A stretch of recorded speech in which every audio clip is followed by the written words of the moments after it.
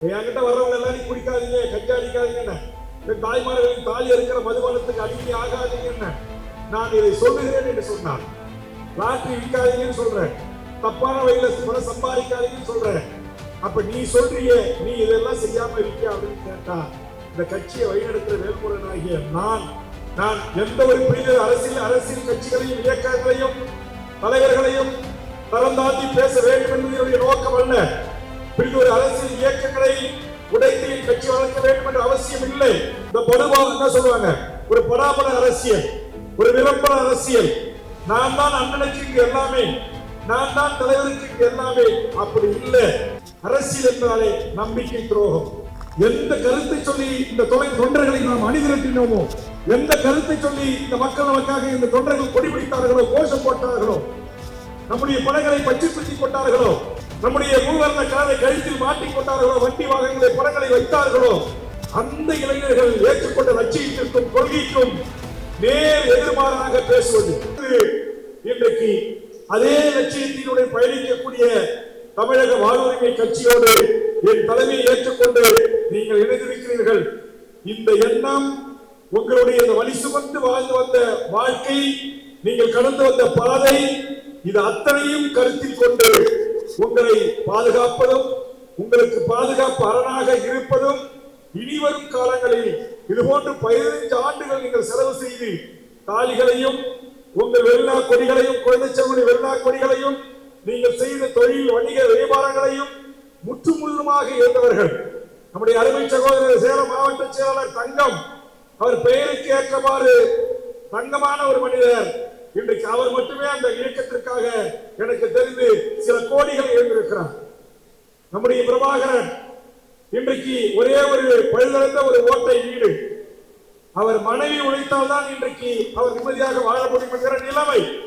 ஐயப்பனில் தொடங்கி இந்த மேடையில வீட்டிருக்கிற நான் பெயர் வாசித்த அத்தனை சகோதரர்களும் அவரால் இயன்ற அளவுக்கு ஒரே குடும்பத்தில் ஐயப்பன் சொன்னார் அல்லவா, அவர், அவருடைய மனைவி, அவருடைய அண்ணன், தம்பி, அவருடைய தங்கை, அவருடைய தாய், தந்தை, உறவுகள் அனைவருமே நான் அழைத்து வந்திருக்கிறேன் என்று, அப்படி அனைவரும் சேர்ந்து போராட்ட களங்களுக்கு சென்று குழந்தைகள் கைகளிலே கொடியை பிடித்து குழந்தைகளிடத்தே தலைவர் பிரபாகரன் வாழ்க என்று முழக்கமிட வைத்து, புலிகள் வாழ்க என்று முழக்கமிட வைத்து, எல்லா போராட்டங்களிலும் குடும்பத்தோடு மனைவி பிள்ளைகளோடு அமர்ந்து போராட்டங்களிலும் ஆர்ப்பாட்டங்களிலும் மாவீர நிகழ்வுகளிலும் முள்ளிவாய்க்கால் நினைவேந்தல்களிலும் குடும்பமாக கலந்து கொண்ட அந்த உறவுகள் எல்லாம் இன்றைக்கு கண்ணீரும் கம்பளியுமாக நின்று கொண்டிருக்கிறார்கள்.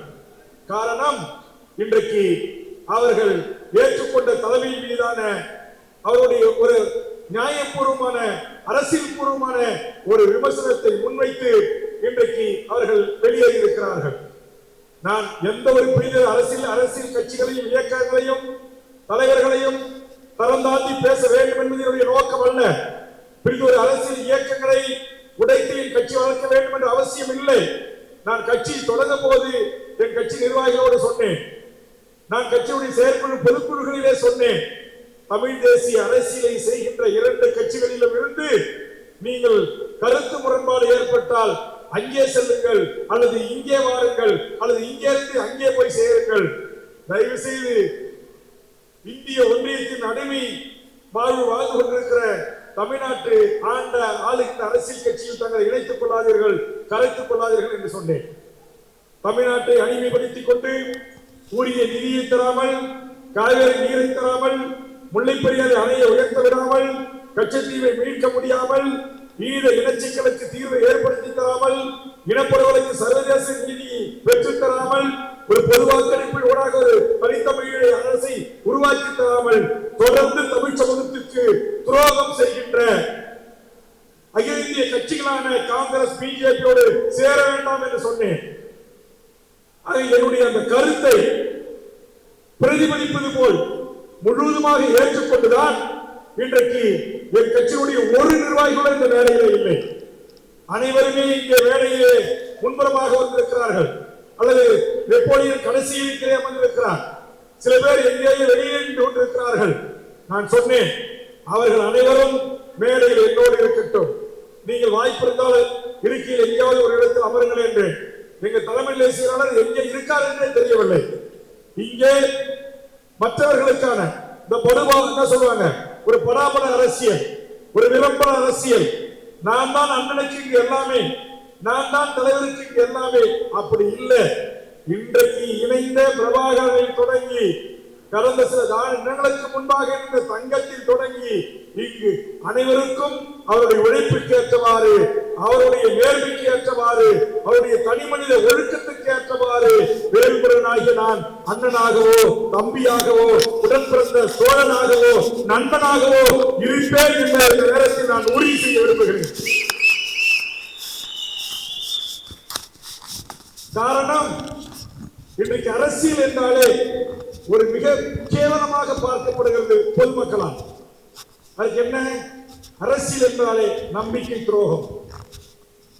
எந்த கருத்தை சொல்லி இந்த தொண்டர்களை நாம் அணிதிரட்டினோமோ, எந்த கருத்தை சொல்லி இந்த மக்கள் நமக்காக இந்த தொண்டர்கள் கொடி பிடித்தார்களோ, கோஷம் போட்டார்களோ, நம்முடைய படங்களை பற்றி பற்றி கொண்டார்களோ, நம்முடைய மூவர்ண கலரை கழுத்தில் மாட்டிக் கொண்டார்களோ, வண்டி வாகனங்களை படங்களை வைத்தார்களோ, அந்த இளைஞர்கள் ஏற்றுக்கொண்ட லட்சியத்திற்கும் கொள்கைக்கும் நேர் எதிர்மாறாக பேசுவது, நேர் எதிர்மாறாக செயல்படுவது, இது தமிழ்நாட்டின் அரசியல் வரலாற்றின் தொடர்கதையாகி இன்றைக்கு அரசியல் என்றாலே எல்லா தலைவர்களும் மிக மோசமானவர்கள், நம்பிக்கையற்றவர்கள், தனிமனித ஒழுக்கமற்றவர்கள், லஞ்சம் லாவணியத்தில் ஈடுபடக்கூடியவர்கள், ஊழல் செய்யக்கூடியவர்கள், பணம் சம்பாதிக்கக்கூடியவர்கள், குடும்பத்தை கொண்டு வந்து முன்னிலை நிறுத்தக்கூடியவர்கள் என்கின்ற மிகப்பெரிய அவப்பெயர் இன்றைய மாணவ சமூகத்திற்கு, இளைய தலைமுறைக்கு இருக்கிறது.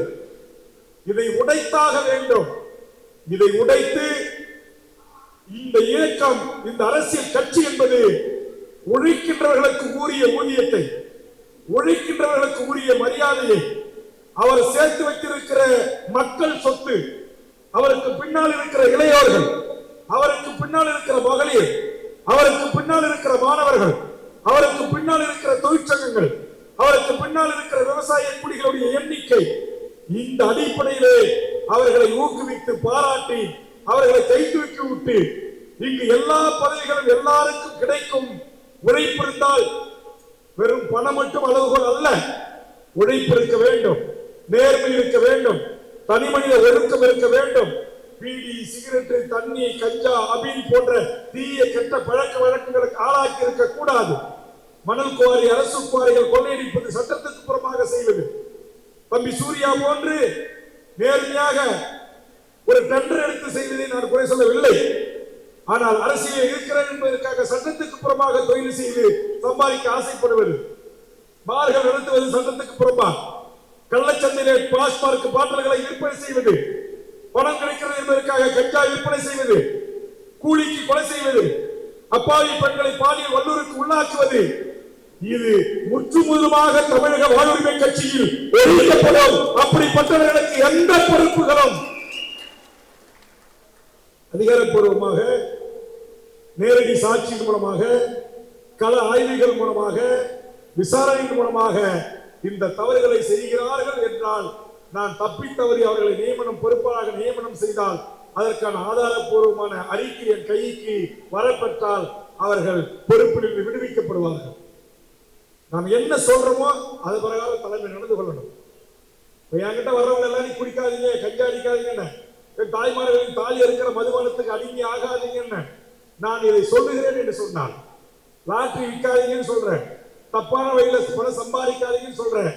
அப்ப நீ சொல்றிய, நீ இதெல்லாம் செய்யாம இருக்கியா அப்படின்னு கேட்டா, இந்த கட்சியை வழிநடத்துற வேல்முருகன் ஆகிய நான் பீடி குடிக்க மாட்டேன், நான் சிகரெட் குடிக்க மாட்டேன், நான் தண்ணி அடிக்க மாட்டேன், நான் கஞ்சா விட்டு பணம் சம்பாதிக்கணும்னு ஆசைப்பட மாட்டேன், ஒயின் ஷாப் பார் நடத்தணும்னு கல்லுக்கடை நடத்தணும்னு விரும்ப மாட்டேன், சட்டத்துக்கு புறம்பா மணல் குவாரி, கிரனைட் குவாரி, கல் உடைக்கணும், வேற எந்த தொழிலாவது செய்து எப்படியாவது பணம் சம்பாதிக்கணும் செய்ய மாட்டேன். எனக்கு சோறு போடுற விவசாய நிலங்களை நான் கூறு போட்டு அதிலே பணம் சம்பாதிக்கிற ரியல் எஸ்டேட் வணிகத்தை சம்பாதிக்க மாட்டேன். இது எல்லாம் என்னுடைய தனி மனிதனாக நான் எடுத்துக்கொண்ட உறுதிமொழிகள். இந்த உறுதிமொழிகளை இன்று வரையில் நான் கடைபிடிக்கிறேன். இங்கே நாம் தமிழர் கட்சியிலிருந்து தங்களை இணைத்துக் கொண்டிருக்கிற நான் பெயர் வாசித்த இத்தனை என்னுடைய அருமை தம்பிமார்களும் தங்கைமார்களும் தோழர்களும் மகளிரணி பொறுப்பாளர்களும் நீங்கள் என் தொகுதிக்கே கூட வந்து விசாரியுங்கள், என் நண்பர்கிட்ட வந்து விசாரியுங்கள், என் எதிரியிடம் போய் விசாரியுங்கள். நான் சொன்ன இந்த எந்த தொழிலையும் நான் செய்யவில்லை. இதில் எதிலும் என் பெயர் அடிபடாது.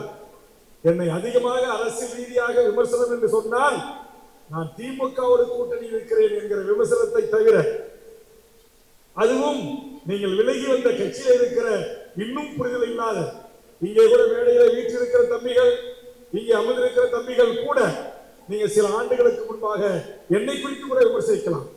நான் அதை கடந்து செல்கிறேன்.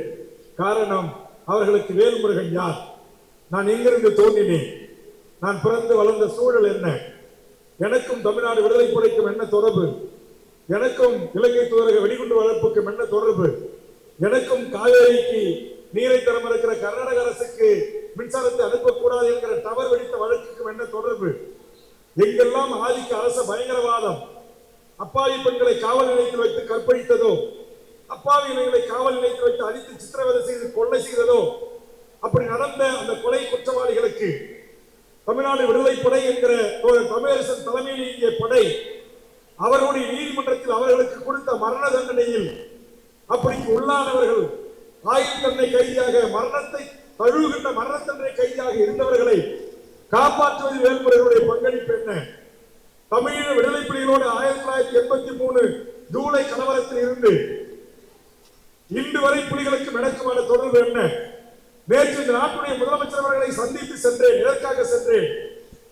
ஒரு காலத்தில் தமிழீழ விடுதலை புலிகளின் போராட்ட களத்தில் எம் தமிழீழ தேசிய தலைவர் மேலக பிரபாகரனுடைய உற்ற நண்பனாக, தோழனாக, புலனாய்வு பிரிவு பல பிரிவுகளில் மிகச்சிறந்த ஆளுமைகளாக இருந்து பிற்காலத்தில் அரசியல் துறை பொறுப்புகளை கவனித்த 3 அப்பாவி ஈழ தமிழர்களை இங்கு அகதியாக வந்தார்கள் என்பவர்களை அவர்களுடைய பாஸ்போர்ட் ரெனியூவல் செய்யவில்லை, அவர்கள் பதிவுகள் இல்லை, அவர்கள் கள்ளத்தோணியாக வந்திருக்கிறார்கள் என்பதற்காக கைது செய்து நான் கூட்டில் இருக்கிற அரசு சிறையில் வைப்பது நியாயமா என்கிற கேள்வியை இந்த நாட்டுடைய முதலமைச்சரை நோக்கி கேட்டுவிட்டு தான் இந்த மேடைக்கு வந்திருக்கிறேன்.